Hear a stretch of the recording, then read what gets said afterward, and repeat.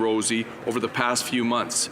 But while thousands in my riding agonize over future job prospects, retraining supports, and their children's future, we see absolutely no sense of urgency from the Ministers of Industry, Finance, or even the Prime Minister himself. He didn't even bother to show up.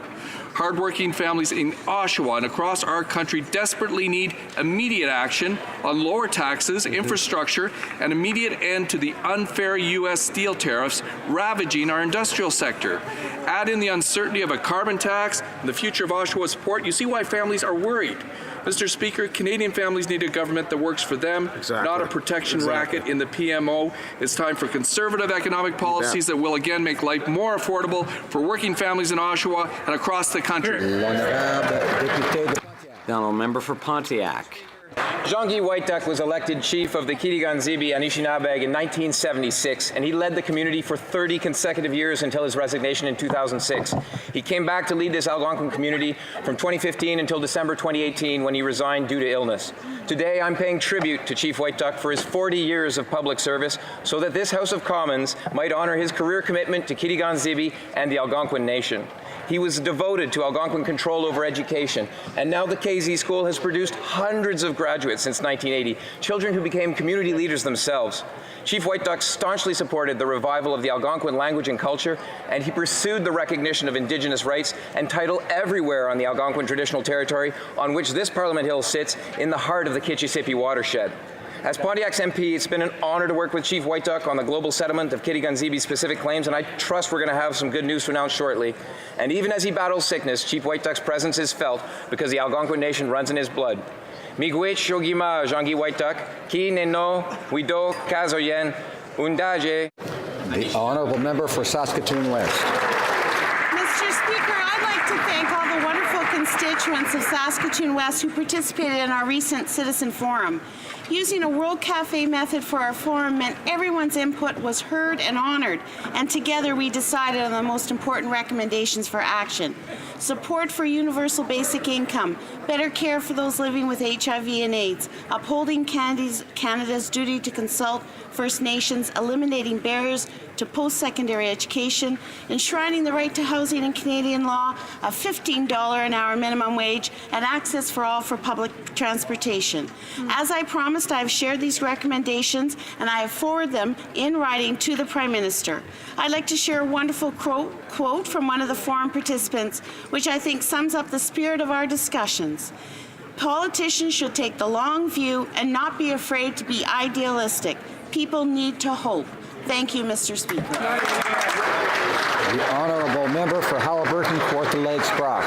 Mr. Speaker, the Prime Minister's punitive 2019 carbon tax is the latest in a list of growing Liberal failures. For no environmental gain, Canadians will be unfairly punished by this Prime Minister for heating their homes, commuting to work, driving the kids to hockey, or even buying groceries. The Prime Minister's carbon tax will add 11 cents to the price of every litre of gasoline and hundreds of dollars more per year for heating a home with natural gas.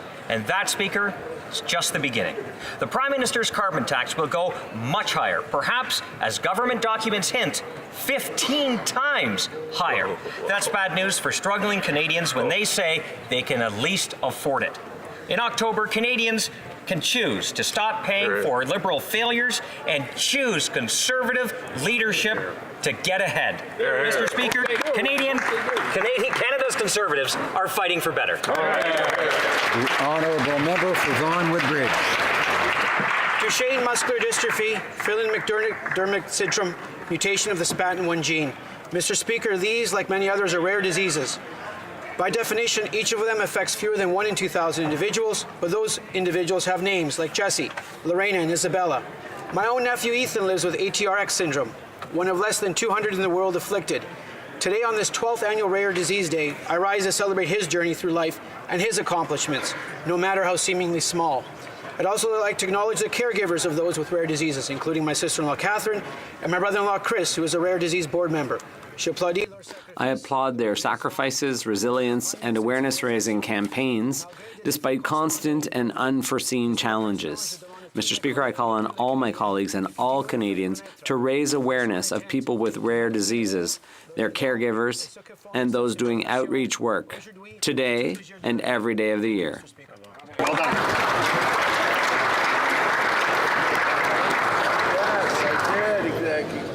Questions orales. Oral questions. The Honourable Leader of the Opposition.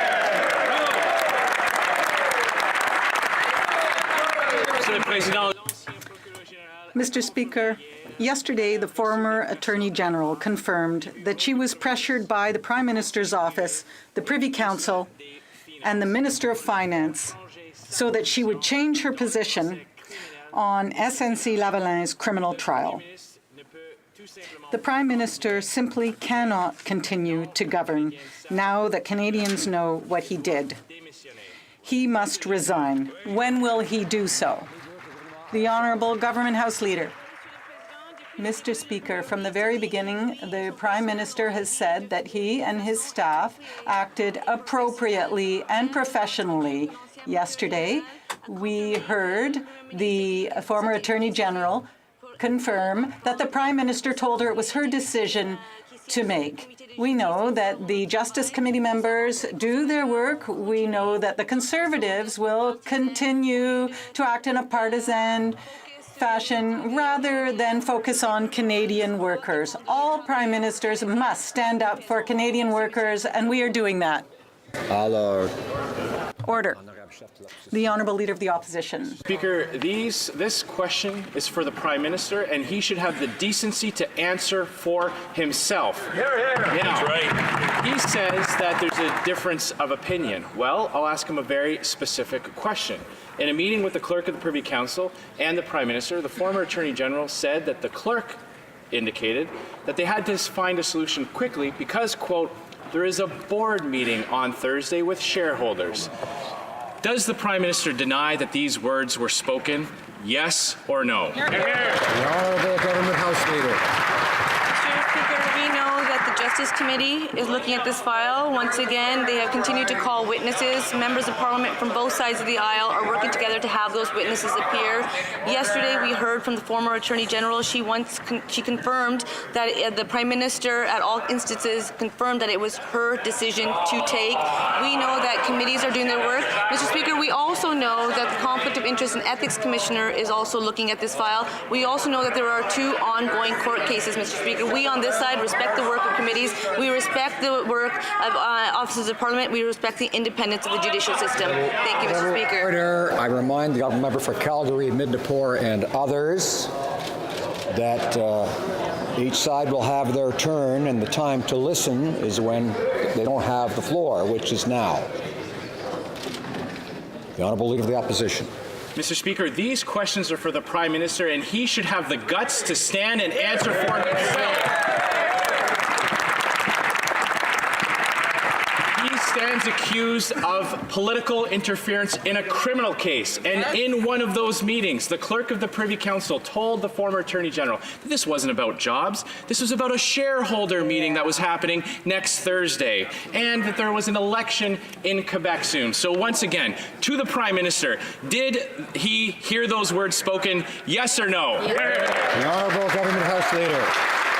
Mr. Speaker, Canadians wanted to hear from the former Attorney General, and Mr. Speaker, Canadians got to hear from the former Attorney General.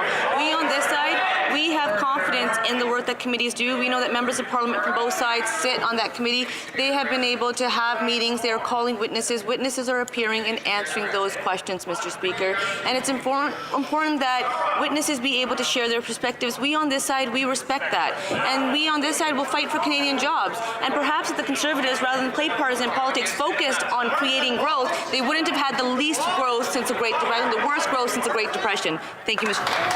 The Honourable Leader of the Opposition. Once again, Mr. Speaker, the Prime Minister shouldn't be hiding behind other members of his government. He should be answering for these questions himself.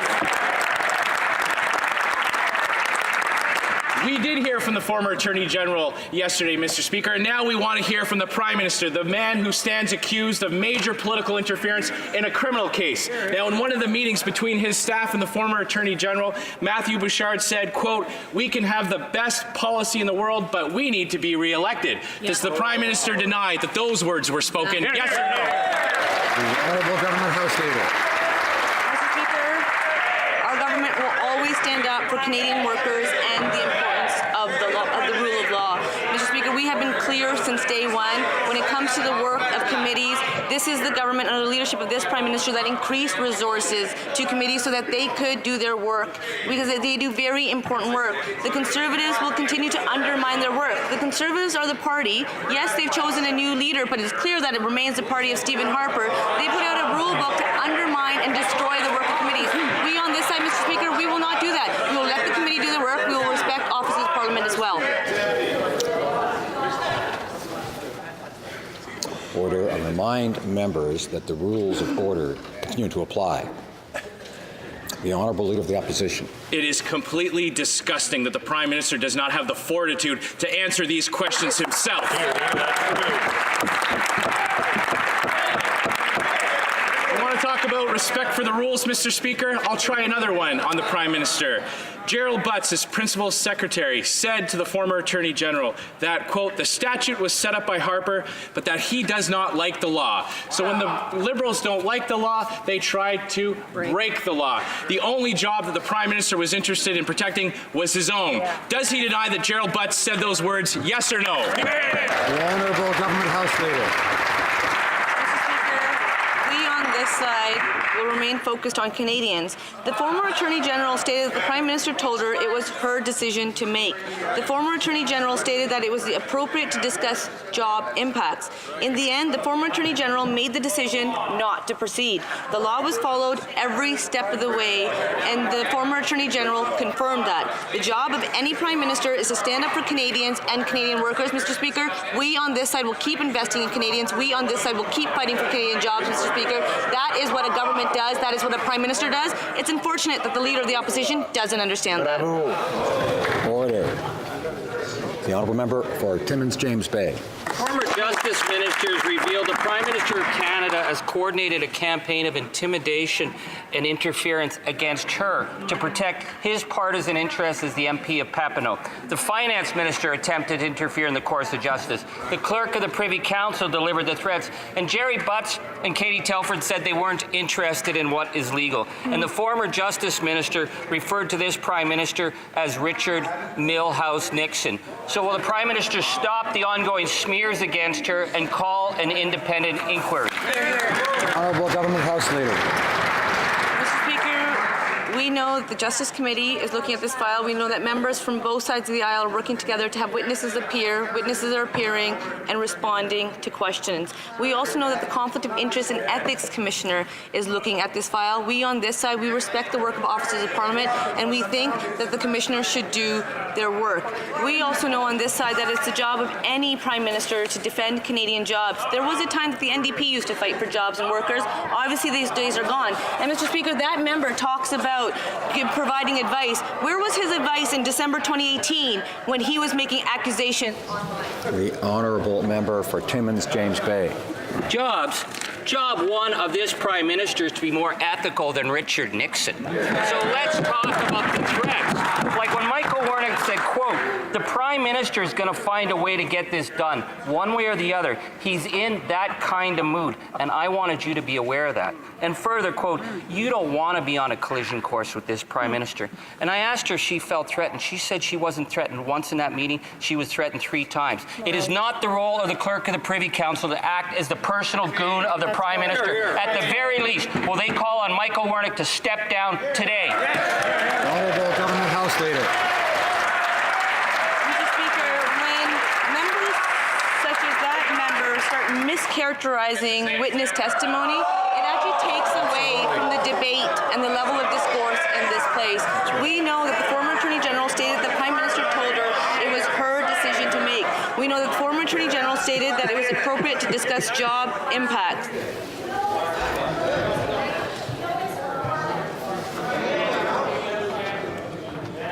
Order. I'm I'm having difficulty hearing the answers. I should be able to hear them, and all members need to be able to hear both the questions and the answers. The Honourable Government House Leader has the floor. Thank you, Mr. Speaker. The former Attorney General stated that it was appropriate to discuss job impacts. In the end, the former Attorney General made the decision not to proceed. The law was followed at every step of the way. The job of any Prime Minister is to stand up for Canadians and Canadian workers. Mr. Speaker, that's exactly what we do on this side of the House. Absolutely. Thank you. Honorable député. The Honourable Member for Berthier-Masquinongé. Mr. Speaker, yesterday people were shocked to hear the former Attorney General talk about inappropriate pressure put on her by the Prime Minister and his staff. The Prime Minister, the Chief of Staff, Principal Secretary, and 8 other individuals in senior positions. Inappropriate pressure several times. Repeatedly, she said no several times, and then she was fired. Mr. Speaker, is the Prime Minister willing to do anything at all if it means he's going to get a good deal for his rich, well-connected friends? The Honourable Government House Leader. Mr. Speaker, let's look at the facts. The former Attorney General said that the Prime Minister told her that it was her decision to make. The former Attorney General stated that the PMO staff said that they did not want anyone to act inappropriately. In the end, the Attorney General decided to not go ahead with that remediation agreement. Thank you, Mr. Speaker. The Honourable Member. Mr. Speaker, people want the truth. They want the whole truth. After the former Attorney General's testimony, the Prime Minister said that he categorically disagreed with her testimony, but then he admitted that he hadn't taken the time to listen to it all. His story's changing once again. Canadians want the truth. The Prime Minister must tell them the truth. So my question is very simple. We need a public inquiry into the abuse of pressure on the part of the Prime Minister and his office. Will the Prime Minister allow a public inquiry to shed all the light and bring out all the truth? The Honourable Government House Leader. Mr. Speaker, we know that the members sitting on the Justice Committee are doing their work. We respect their work. We know that the Ethics Commissioner is looking into this matter, and we have confidence in the Commissioner, and we have confidence in the fact that he can do his work. We must have confidence in our institutions. We know the Canadians have confidence in our institutions, and we'll let them do their work. Honourable Opposition House Leader. Yesterday, Mr. Speaker, Canadians were told by the former Attorney General that on September 17th, in relation to the SNC-Lavalin affair, the Prime Minister told her, and I quote, "There is an election in Quebec and I am an MP in Quebec, the member for Papineau." Does the Prime Minister deny saying this? The Honourable Government House Leader. Mr. Speaker, what we know is that the Justice Committee is actually doing their work. The Justice Committee is actually having witnesses appear and answering those questions. We also know that the former Attorney General confirmed that the Prime Minister told her it was her decision to make. We also know that the former Attorney General confirmed that it was appropriate to discuss job impacts. We also know that the former Attorney General made the decision not to proceed. We also know that the law was followed at every step. The job of any Prime Minister is to stand up for Canadians and Canadian workers. That's exactly what we do on this side of the House. Thank you, Mr. Speaker. Well, Opposition House Leader. He doesn't deny it. Clearly, the former Attorney General is telling the truth. I have another question for the Prime Minister. Yesterday, the former Attorney General also testified that Mathieu Bouchard, a senior advisor in the Prime Minister's office, tried to pressure her in regards to the SNC-Lavalin deal by saying, and I quote, "We can have the best policy in the world, but we need to be re-elected," unquote. Again, does the Prime Minister deny that this was said? The Honourable Government House Leader. The Prime Minister will always stand up for Canadian workers and the importance of the rule of law, Mr. Speaker. And Prime Ministers should fight for Canadian jobs. Absolutely. We on this side, we respect the work of committees. We have confidence in our institutions, as all Canadians should. What's clear is that the Conservatives will continue their partisan ways. They will put politics ahead of Canadians. We will not do that on this side, Mr. Speaker. We are fighting for Canadians, and we see the results. We know that Canadians are better off today than they were under Stephen Harper's Conservatives. The Conservatives have we've chosen a new leader, but it remains Stephen Harper's party of austerity. Thank you, Mr. Speaker. Order.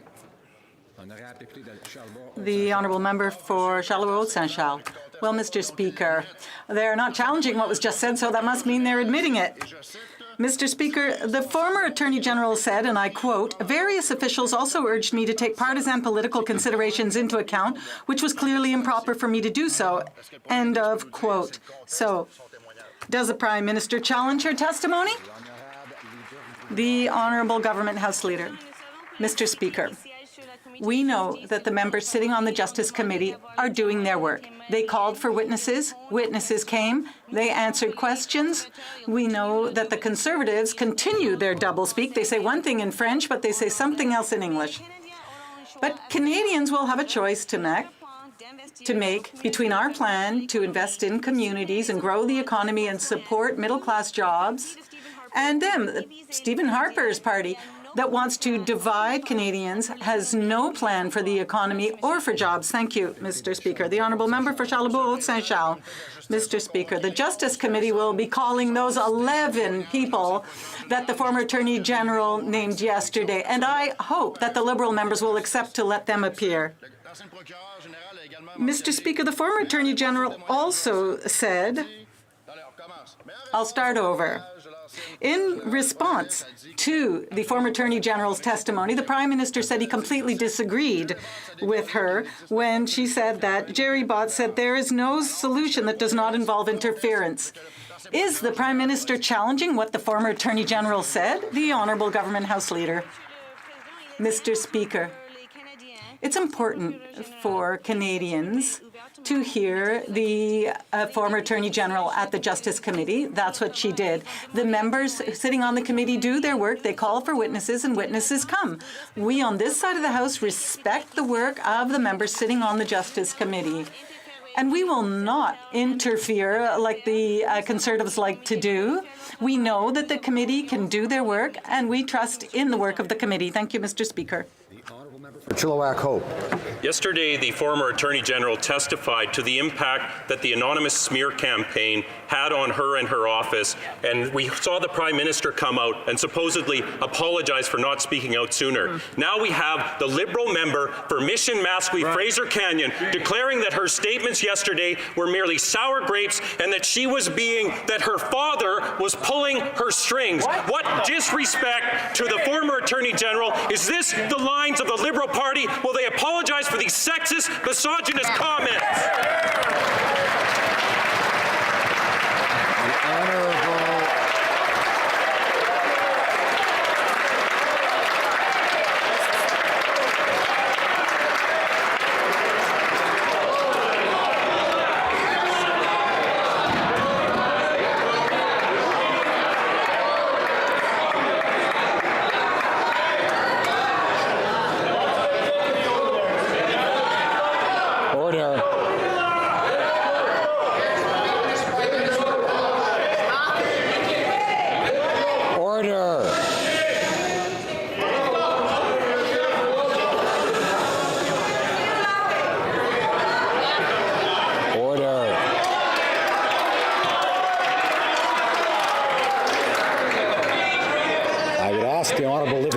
Opposition and his colleagues to come to order.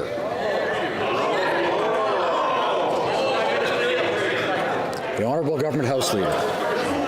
Mr. Speaker, we on this side, we know that it is never acceptable for such comments to occur. We on this side respect the work of committees. We on this side respect the work of officers of Parliament. We on this side respect the independence of our judicial system, Mr. Speaker.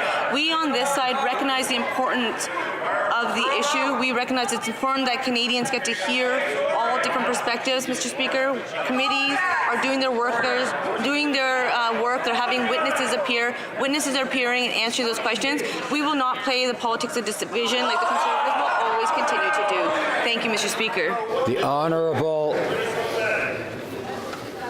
Member for Chilliwack Hope. Mr. Speaker, the Prime Minister declared that the testimony of the former Attorney General was false before he had even seen it or read it. Now we have the Liberal member for Mission Matsui Fraser Canyon sullying the name of this member, saying that it's just sour grapes and saying that it's her father, a respected chief in British Columbia, that is pulling the strings. This is absolutely unacceptable. It is beneath a member of Parliament who continues to laugh about this. Will the Prime Minister denounce it today?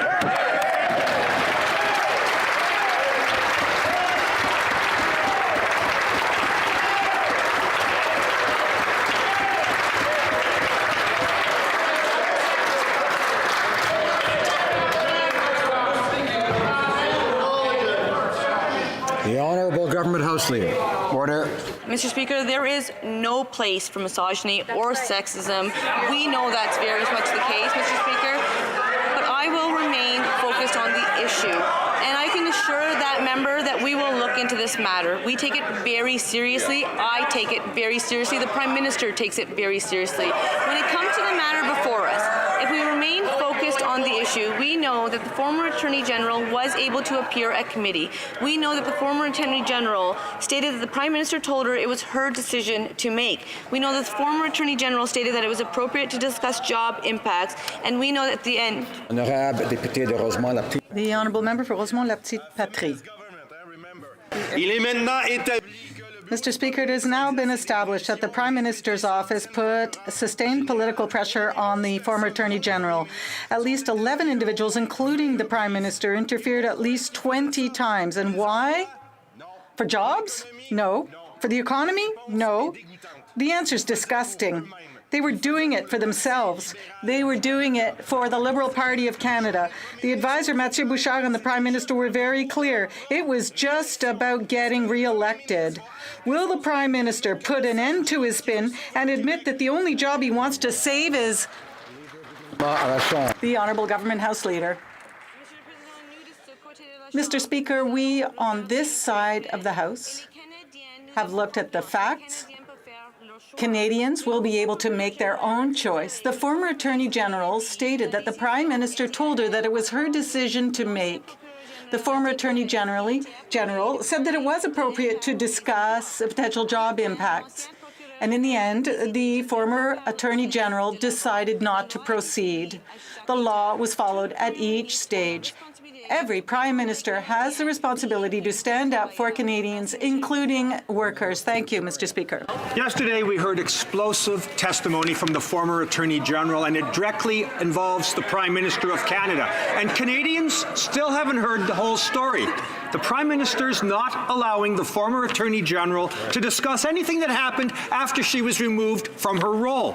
Yesterday, the Liberal majority on the Justice Committee voted no when I asked that she be able to tell us what happened after that date.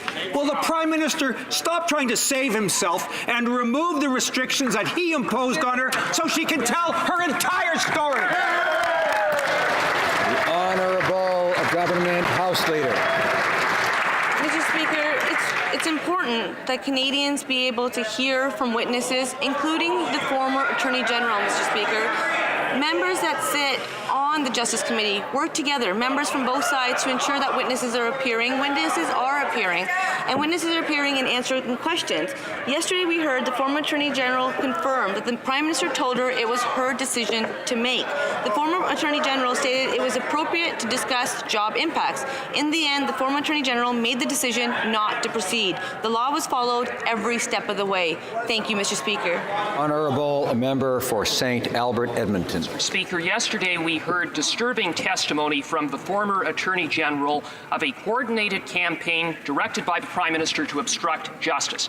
The former Attorney General has stated that there are communications relevant to getting to the heart of the truth that she can't speak of because the Prime Minister is silencing her.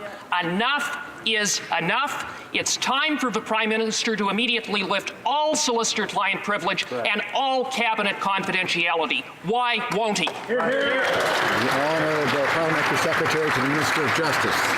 Mr. Speaker, it was extremely important for the former Attorney General to come to the committee and to share her views on this important issue.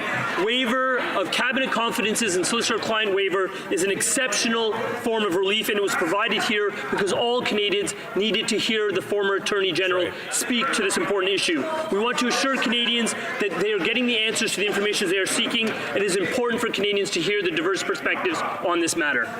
Honourable member for St. Albert, Edmonton. Mr. Speaker, the Prime Minister and top PMO officials repeatedly allowed political considerations to trump the rule of law. Gerald Butts said, quote, "There is no solution here if it doesn't involve some interference," unquote. Katie Telford said, quote, "We don't want to debate legalities anymore," unquote. Shame. This is shocking. Shame. Canadians deserve to hear the full truth. So why doesn't the Prime Minister simply let her speak? Honourable Parliamentary Secretary. Mr. Speaker, as was indicated in the House of Commons, the government's goal has been to allow the former minister to speak freely about the matters that relate to this issue that has been raised. The integrity of judicial proceedings is also a priority for our government. The waiver that has been provided does not cover any information shared by the Director of Public Prosecutions with the former Attorney General. That information is protected because 2 ongoing prosecutions are en route now. Excellent answer. Honourable. The honourable member for Mégantic-Lérable. Let's be clear. Canadians heard very troubling testimony yesterday. It was clear testimony that showed that there was consistent and sustained pressure by the Prime Minister's office and the Prime Minister to politically interfere in a criminal case. Mr. Speaker, clearly, we do not have all the information, and a significant part of the story is missing. I'm asking the Prime Minister, when will he waive all his privileges so that Canadians can hear the rest of this scandal? The Honourable Parliamentary Secretary.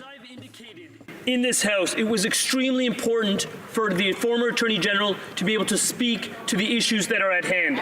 Waiver is an exceptional remedy, specifically when it relates to cabinet confidences and solicitor-client privilege. Every lawyer in this House who has a seat in this chamber knows that to be the case. The waiver was provided in this case so that the former Attorney General could speak to this issue and address the concerns of not just parliamentarians, but all Canadians. Honourable. The honourable member for Mégantic-Lérable. Mr. Speaker, well, clearly the Prime Minister is choosing whichever truth he chooses to believe. The Minister of Infrastructure has been repeating everywhere since yesterday evening that we should hear the testimony of the 11 other individuals that the Attorney General raised. He said those 11 people have something to say and he'd like to hear them. Well, Mr. Speaker, we agree with the Minister. Canadians have the right to know this version of the Liberal scandal. Can they tell us today when we will be able to hear from the Prime Minister, Gerald Butts, Katie Telford, Mathieu Bouchard, and the other individuals who put consistent and sustained pressure on the former Attorney General? The Honourable Government House Leader. Mr. Speaker, as I said, on this side of the House, we have confidence in the members sitting on the Justice Committee. The Justice Committee does its work. It calls for witnesses, witnesses come, and they answer the questions. Members on both sides of the House sit on that Justice Committee. We on this side of the House let them do their work. But obviously, the Conservatives like to interfere, and nothing has changed since Stephen Harper's days. Bulkley Valley. Hey, anyone still wonder why the Prime Minister made sure his last question period happened before the explosive testimony from the former Attorney General? Because I don't. Then the Prime Minister had the audacity to tell Canadians he rejected this damning and detailed testimony and then admitted that he hadn't actually listened to it all. Talk about arrogance. Talk about tone deaf. She told us of a consistent and sustained effort to politically interfere in a public prosecution. And a BC Liberal said that this was all sour grapes and she just wasn't a good team player. I guess being a good team Liberal player means willingness to break the law. When will they stop with the misogynistic smears and just agree to a public inquiry? The Honourable Government House Leader. Mr. Speaker, The Justice Committee is looking at this file. We on this side of the House respect the work of committees, and that's why we increased resources for committees so that they could do their important work. There was a time where that member used to respect the work of committees in this place and our institutions. We also know that the Conflict of Interest and Ethics Commissioner is looking at this file. We have confidence in our officers of Parliament, Mr. Speaker. All members should, all Canadians should as well.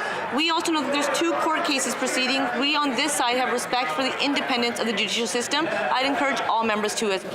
The honourable member for Skeena-Bulkley Valley.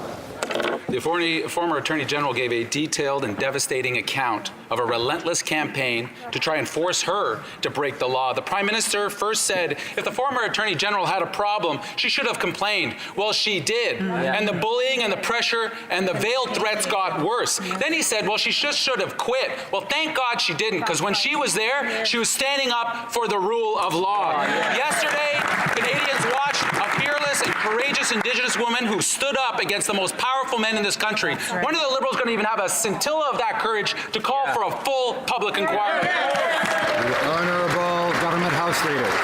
Speaker, let's look at the facts. Yesterday, the former Attorney General stated that the Prime Minister told her it was her decision to make.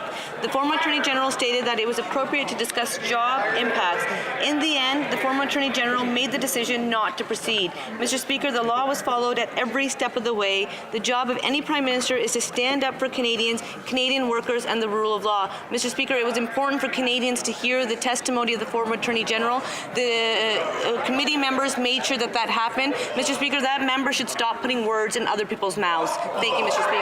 The honourable member for London North Centre. Order. Mr. Speaker, our government has led the world in creating a special program for Yazidi and other survivors of Daesh and recognizing the genocide that was perpetrated against these communities. Even more so, countless Canadians and Londoners have welcomed victimized families and helped them find a new peace in Canada. Some Yazidi refugees have close members that they would like to see join them in this country. Can the minister update this House on what the government is doing to facilitate family reunification for survivors of Daesh? Thank you very much. Honourable Minister. Yeah, I want to thank the member from London North Centre for his amazing advocacy on this issue. In fact, I joined him recently in London where we met members of the Yazidi community, and we heard firsthand not only their triumphs but also some of the challenges that they continue to face. We're very proud in this side of the House to offer protection to over 1,400 survivors of Daesh atrocities, and I'm happy to update this House that our government has taken the extra step of extending the one-year window to allow more Yazidis to sponsor their family members. On this side of the House, Mr. Speaker, instead of engaging in fear-mongering, we will stand up. The honourable member for Lévis-Lotbinière. Mr. Speaker, in Canada, the law should be the same for the Prime Minister, just as it is for all Canadians. And no means no, both for the Prime Minister and for all Canadians. When the former Attorney General said no on several occasions, the Prime Minister and his team did not accept her response. And when she persisted in her decision, the Prime Minister simply pulled her from her job. When will the Prime Minister not understand that no means no from the former Attorney General? Mr. Speaker, it's important for Canadians that the Attorney General the former Attorney General, be able to express herself freely at the committee. She said that the Prime Minister told her the decision was up to her to make. The former Attorney General decided not to go forward. The legislation was respected, abided by at every stage. Thank you, Mr. Speaker. Granville, Thousand Islands, and Rideau Lakes. Mr. Speaker, we've heard a lot today from the members opposite about letting the Justice Committee do their work, but the Liberals on that Justice Committee said that it was a witch hunt. It's absolutely unacceptable. This Prime Minister put his re-election above the judicial system when he cited the Quebec election and that he's an MP from Quebec when he pressured the former Attorney General to drop the criminal prosecution of SNC Lavalin. She said no. As former Ontario Liberal Attorney General said, interfering with a criminal prosecution is what despots do. Why did the Prime Minister put his personal political interests ahead of the integrity of our justice? Honourable Government House Leader. Mr. Speaker, once again, for the record, the Justice Committee is meeting. They've called witnesses. Witnesses are appearing, answering questions. There was a time not too long ago that the opposition were denying that the committee would ever meet. The committee is meeting. They were denying that witnesses wouldn't appear. Witnesses are appearing. They're answering. They were denying that the former Attorney General wouldn't be invited. She was invited. She appeared. They denied that the former Attorney General wouldn't be able to share her perspective, share her side. She appeared yesterday. She shared it. She confirmed that the Prime Minister at every step told her it was her decision to take. In the end, the honourable member for Calgary Nose Hill. Order. At the heart of the conversation on women's rights over the last year has been the need to believe women. Yesterday, the former Attorney General, presented evidence, texts and emails that show a campaign by the Prime Minister to intimidate her into politically influencing the outcome of a criminal corruption investigation. But the Prime Minister is saying that we shouldn't believe her or her evidence. Why is the Prime Minister telling Canadians that we should believe all women except his accusers? The Honourable Government House Leader. Mr. Speaker, there's a clear difference between the way this Prime Minister and our government governs versus the approach of the previous government. We on this side respect the work of committees. We on this side respect the work of officers of Parliament. We on this side respect the independence of the judicial system. The Justice Committee members have asked for witnesses to appear. Witnesses are appearing, and they are providing answers. And it was important for Canadians that the former Attorney General be able to speak openly at the Justice Committee. The Prime Minister worked with the current Attorney General to ensure that solicitor-client privilege would be waived, as well as cabinet confidence. Order. The honourable member for Calgary Nose Hill. The Liberal lines on the mountain of evidence that were presented yesterday by the former Attorney General are, her dad is pulling her strings. Why didn't she say no more forcefully? Why didn't she report it sooner? She experienced it differently. You know, gaslighting a strong woman, especially one with a mountain of evidence at the behest of a fake feminist who through his actions uses women instead of supporting them, sets women back. Why aren't all women in that caucus and their so-called feminist allies calling for the Prime Minister's resignation?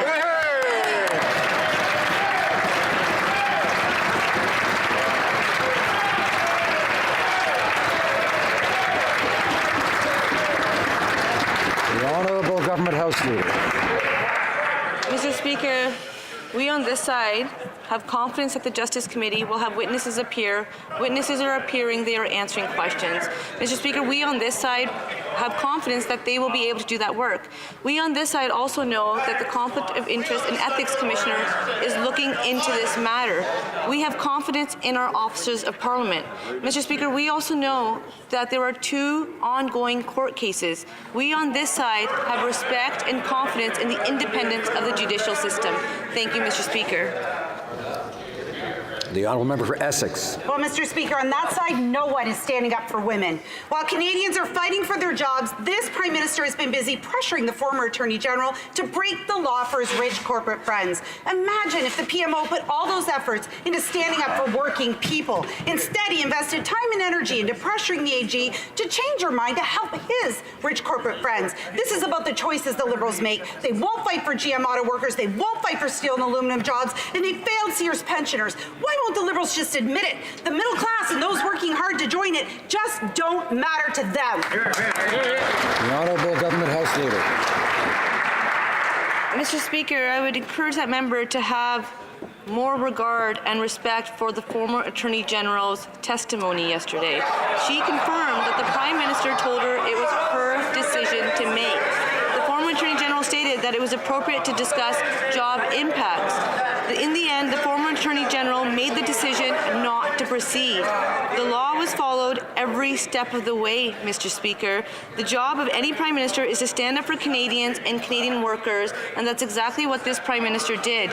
We on this side have confidence in the work of committees. We know that witnesses will appear and answer. The Honourable Member for Jonquière. Mr. Speaker, for months now, small businesses and workers in Saguenay-Lac-Saint-Jean have been living with uncertainty because of the tariffs on aluminum. The entire region is waiting for the Prime Minister to act, but nothing's changing. It seems he's too busy putting pressure on the former Attorney General rather than putting the pressure on Trump. When friends of the party call the Prime Minister's there, but workers have no direct line to his office, the Prime Minister, can he simply admit that he's never been on the side of Saguenay-Lac-Saint-Jean, but he works for the friends of the party? The Honourable Minister, Mr. Speaker, these tariffs on steel and aluminum must be removed. This is the message we are sending to the United States. This message has been received. Congress people are asking for these tariffs to be lifted. This Monday, I raised this question directly with the Vice President of the United States, Mike Pence. For Carleton. When the former Attorney General resigned in protest of political interference, the Prime Minister said he was, quote, both surprised and disappointed by her decision to step down. She said nothing of that to me, he said. But yesterday we learned that she said in September, "Are you politically interfering with my role, my decision as the Attorney General? I would strongly advise against it." Why did the Prime Minister tell Canadians the opposite of the truth? Honourable Government House Leader. Mr. Speaker, the Prime Minister has been clear since the beginning that he and his staff always acted appropriately and professionally. Mr. Speaker, it was important for Canadians to be able to hear from the former Attorney General. Members on the Justice Committee have been working together, members from both sides, to have witnesses appear. Witnesses are appearing. They are answering those questions. Canadians are able to hear that testimony, and it's important that they do. Our government will always focus on jobs, growing the middle class, and strengthening our economy. There were, of course, discussions about the potential loss of 9,000 jobs in communities across the country, including possible impact on pensions. It is a job of... The Honourable Member for Carleton. Well, we now know that the only job the Prime Minister was interested in protecting was his own. That's right. Yesterday's testimony revealed that the Prime Minister looked Canadians in the eyes. And he said that the former Attorney General had never raised concerns about his political interference. We now learn that she did raise her concerns in September. If the Prime Minister does believe that her testimony under oath is false, will he show up to committee to refute it? The Honourable Government House Leader. Mr. Speaker, the Prime Minister in this House, as well as outside of this House, has said that it's important that Canadians be able to hear from witnesses, including the former Attorney General. The Prime Minister worked with the Attorney General, the current Attorney General, to ensure that solicitor-client privilege could be waived, as well as cabinet confidence. The former Attorney General yesterday in her testimony stated that the Prime Minister told her it was her decision to make. The former Attorney General stated that it was appropriate to discuss job impacts.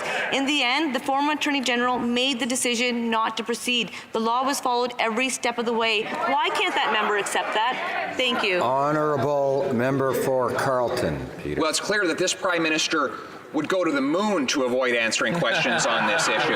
In fact, he has so far refused to summon the courage that yesterday the former Attorney General demonstrated when she came with copious notes, saved text messages, and other documentary evidence proving the veracity of her comments. She exposed a pattern of systematic political interference by the Prime Minister in a criminal prosecution. Will he show the same courage and show up and answer under oath? The Honourable Government House Leader. Mr. Speaker, it was is important for Canadians to be able to hear from witnesses on this matter, including the former Attorney General. We know that the Justice Committee is doing their work. We on this side, we respect the work that committees do, and that's exactly why this government increased resources for them. We also know that the Commissioner, the Conflict of Interest and Ethics Commissioner, is looking into this matter. We on this side, we respect our officers of Parliament. We also know that there's 2 ongoing court cases. We on this side respect the independence of our judicial system. It's unfortunately not the case for the Conservatives. Thank you. I'd invite the member for Calgary Signal Hill not to interrupt when someone else has the floor. The Honourable Member for Brossard-Saint-Lambert. Mr. Speaker, whether it's satellite communication technology or the Canadarm, Canada contributes in a major way to space science and technology. When we invest in science, innovation and research, we promote economic growth, we create thousands of jobs, and we better understand our world. Can the Parliamentary Secretary to the Minister of Innovation, Science and Development address this? Thank you. The Honourable Parliamentary Secretary. Mr. Speaker, I thank the Honourable Member for her excellent question.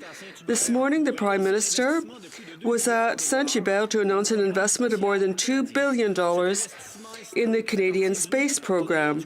This is part of our historic partnership, Gateway partnership with NASA.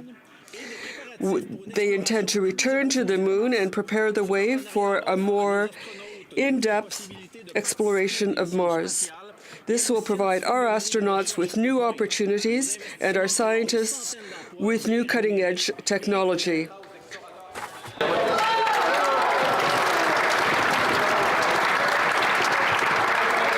Honourable Member for Aurora Oak Ridges, Richmond Hill. Mr. Speaker, on September 17th, I left the Liberal Party because I had lost confidence in this Prime Minister. I know what it's like to trust the Prime Minister and have that trust broken. Canadians have had their trust in this Prime Minister broken. The Prime Minister has lost the moral authority to govern. Will this Prime Minister resign?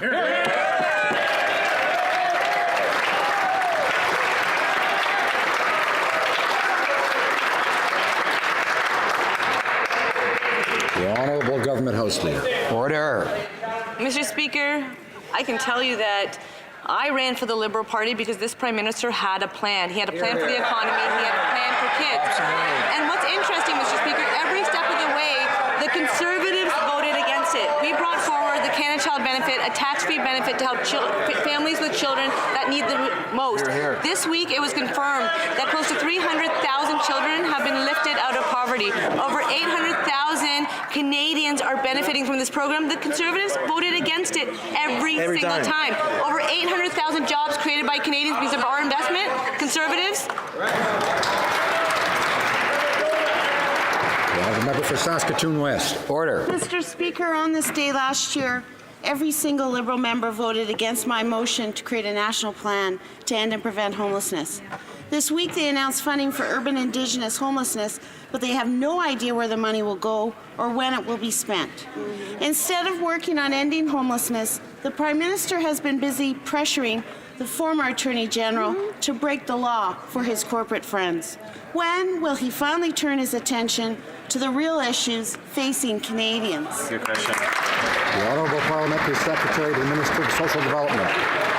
Very proud to be part of a government that has invested $5.7 billion into the National Housing Strategy. That money arrived in our first budget, and we are now spending $40 billion over the next 10 years. Every one of those programs is eligible to be subscribed to by Indigenous groups across this country. In fact, the $13.2 billion co-investment fund is building real housing for real people led by Indigenous communities as we speak. But there's an additional program that we've announced on top of that, which is the program to try and build more Indigenous housing off reserve. That program is now financed and is delivering real housing for real people. I only wish the NDP were as effective at building housing as they are at screaming. Honourable Member for Coquitlam, Port Coquitlam. Mr. Speaker, over the past 2 weeks, I've heard from several constituents concerned about the outbreak of measles in Alberta and British Columbia. Well, measles was eliminated in Canada over 20 years ago. We know that outbreaks sometimes do occur. I would like to ask the Minister of Health, what is the most effective way to fight the measles? Honourable Parliamentary Secretary. Thank you, Mr. Speaker. I want to thank the member for Coquitlam, Port Coquitlam, for the question and his passion for the health of Canadians. Yes. The answer is simple. The best way to fight the measles is by getting the measles vaccination. Vaccines are one of the most powerful public health tools we have, and they're the reason the measles were eliminated in Canada. Our government knows this, which is why we've committed $25 million over 5 years to get more Canadians vaccinated. The evidence is clear. Vaccines are safe, effective, and save lives.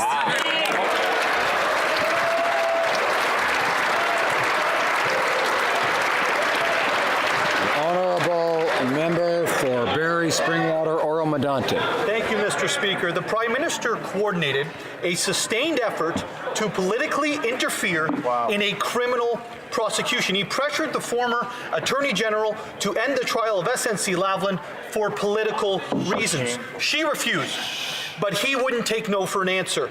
As the clerk said to the former Attorney General, the Prime Minister was going to get it done one way or another.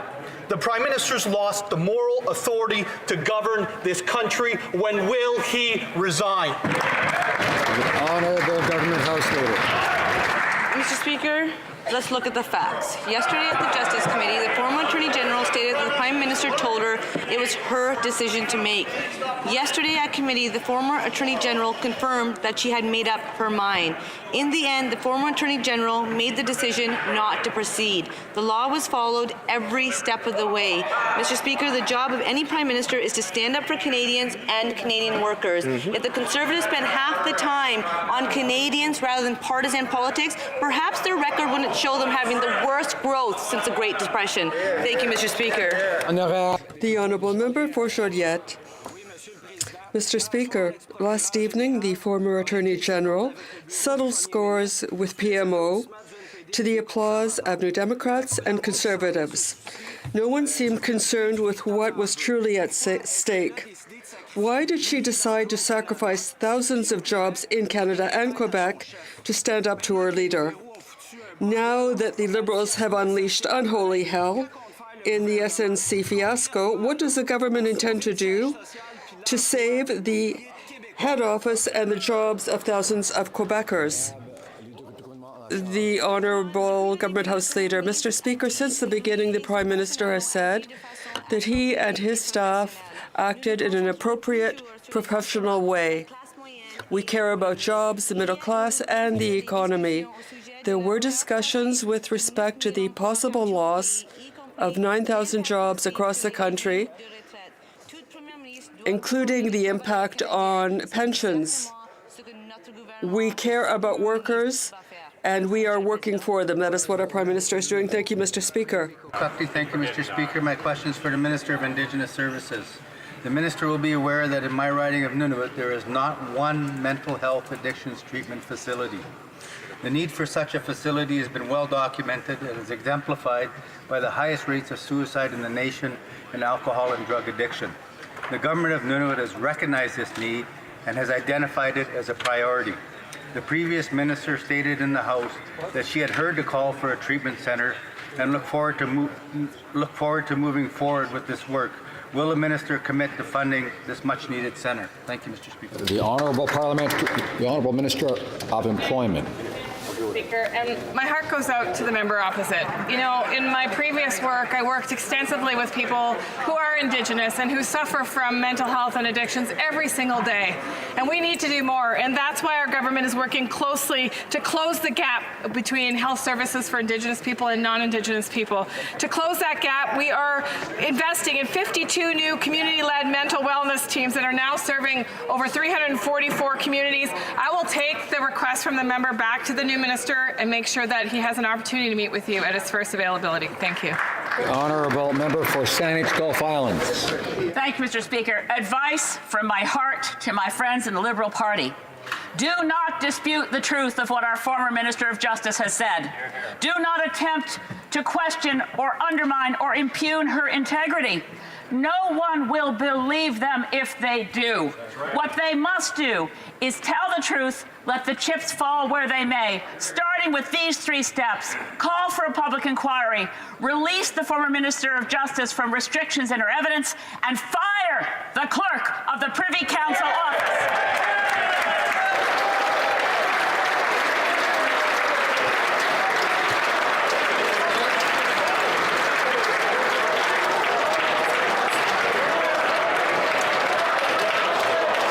Order.